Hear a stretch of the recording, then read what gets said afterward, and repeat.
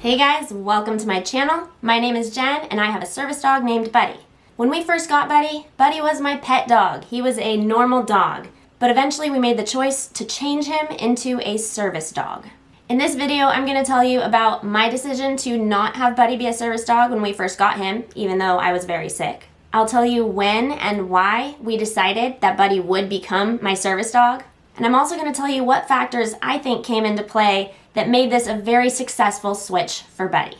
Not all dogs can become service dogs, but some pet dogs can be great service dogs. Oh my gosh, do you see this? No wonder I can't talk. Okay, I think maybe I'll go have a snack and we'll jump into this.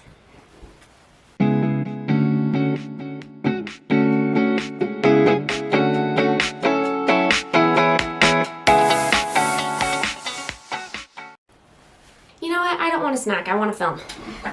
Let's do it. As always, I've got my notes here. Just bear with me if I'm all shaky. Buddy joined our family when he was only 2 months old, and that was about a year after my symptoms got really bad. Now, when we found out that Buddy's litter was going to be conceived, part of why we called him Buddy was because he was going to be my seizure buddy. A couple nights a week, my husband was working late doing nights up until like 9 p.m., sometimes even later. But I would get home from work like normal dinner time and I would be alone with Buddy. And when I had these weird episodes, I didn't know what the episodes were yet. Buddy was there and he did end up being my seizure buddy, and it was just really great to have him there to comfort me. But that's all he was comfort. And we knew that any pet dog would be comforting me in that situation, so it's Buddy. The other half of that story is my husband also just calls all dogs Buddy. So Buddy. Was Buddy always going to be a service dog? I already told you no. Can pet dogs become service dogs? Yes, absolutely. But is it risky? Also yes. There is a high failure rate for pet dogs wanting to become service dogs. So that's why in this video I want to tell you what kinds of things I think set up Buddy for success. Now, I don't know when Buddy started alerting because I wasn't really looking for it, but I know that I realized he was alerting, that's apostrophe alerting, when he was a bit older than 1, maybe almost 1.5. At that point, I became too ill to work. I quit my job, took a bunch of dog training classes, started training Buddy dang near full time to make him my service dog, and then, like most dogs who train from puppyhood, Buddy became my full-time service dog somewhere right before he was 2 years old. Why didn't I make Buddy my service dog from the beginning? I mean, I was already very sick. I was already getting seizures. Why wasn't that the plan? Well, at the time, I was diagnosed with chronic migraine. I knew that migraine alert dogs existed, but scent training can take a very long time. It can be very labor intensive, and there's no guarantee that it's going to work out. So I wasn't sure if I was ready to commit to that kind of a process and just have it fail in the end.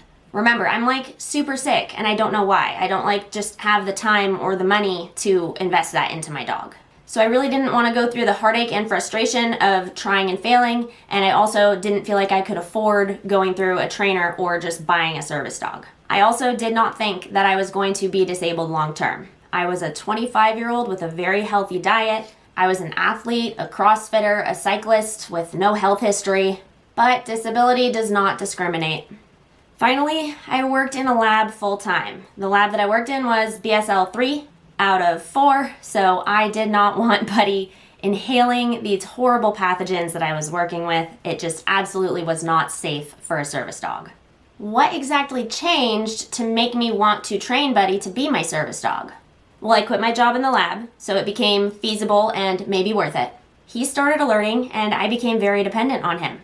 More details on that later, but in a lot of ways, I feel like Buddy made the choice for us. He made it very clear that he wanted to be my helper.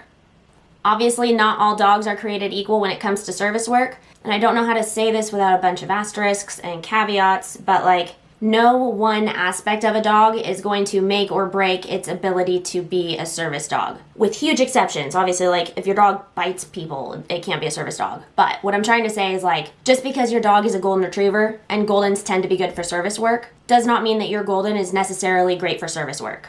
It goes the other way as well. Just because your dog is not treat motivated, and that might make it more difficult to train them, doesn't mean that they won't make a good service dog. It just means that you will need to work around that thing and see if you can find a way to successfully work together and motivate each other. I just got chills everywhere. Do you see this?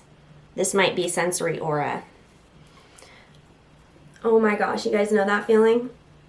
I'm like clammed up too. We're fine. We're fine. So I'm going to give you, a list of things that I think helped Buddy be a better service dog candidate, but these are not absolute rules. 1, he is a golden retriever. Goldens are one of the Fab 4 breeds for service work. They have an excellent temperament for it. Buddy's litter was also bred for service dogs. So even though Buddy himself was not meant to be a service dog, his litter was meant for service dogs, and there are actually 4, maybe even 5 service dogs that came out of Buddy's litter. It was a litter of like 11 dogs.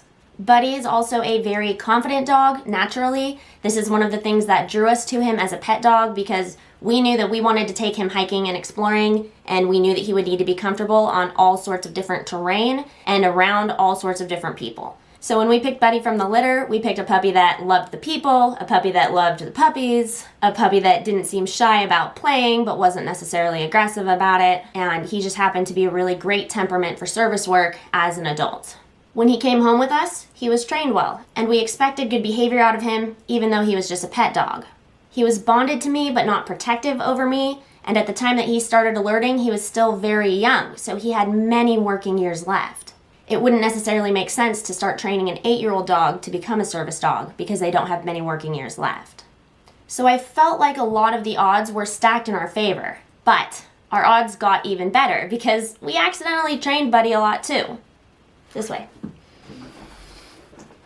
When Buddy was a puppy, we happened to have these coupons for a restaurant that was local. It was like first 100 people get these crazy coupon books. We paid $75 for a coupon book. That made it so that for a full year, we got to go to the same restaurant, get 2 pints of beer and an appetizer to split with no purchase required. So every single week, Buddy came with us to the outdoor area where he was allowed. Buddy had to lay down with us at this restaurant. We had no idea we were training him to be a service dog by doing this every week for his entire puppyhood.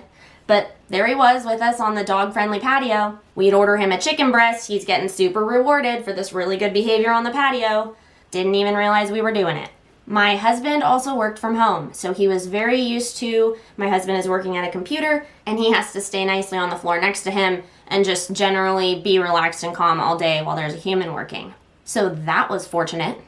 I already had vestibular issues, so of course he knew not to jump on and off, but I was also using Buddy for mobility to take me from the couch to the bathroom because I couldn't walk myself over there and there wasn't really a clear path of stuff that I could grab onto to get there myself. So from the time Buddy was tall enough for me to actually kind of use him as a third balance point, he was doing mobility for me in the house. Not weight bearing, not anything dangerous on his back.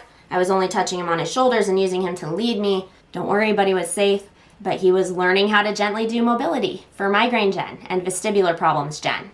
Then he started alerting me to the migraines crystal clear, and I was like, this dog is going into service dog training now.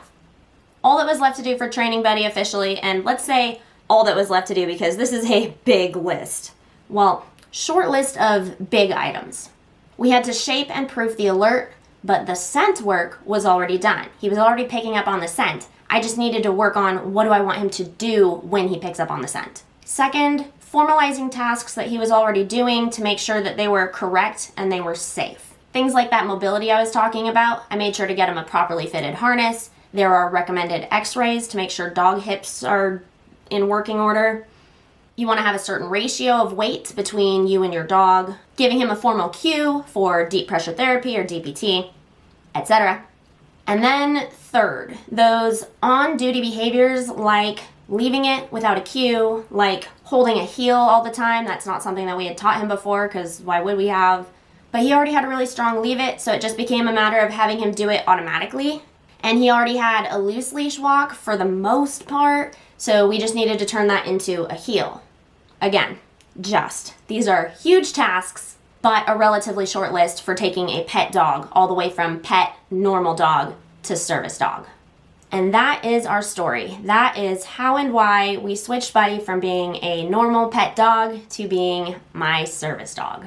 Give it a thumbs up if you found this helpful. Make sure you subscribe and hit all notifications so you get notified every time I post. And I will see you guys next Friday.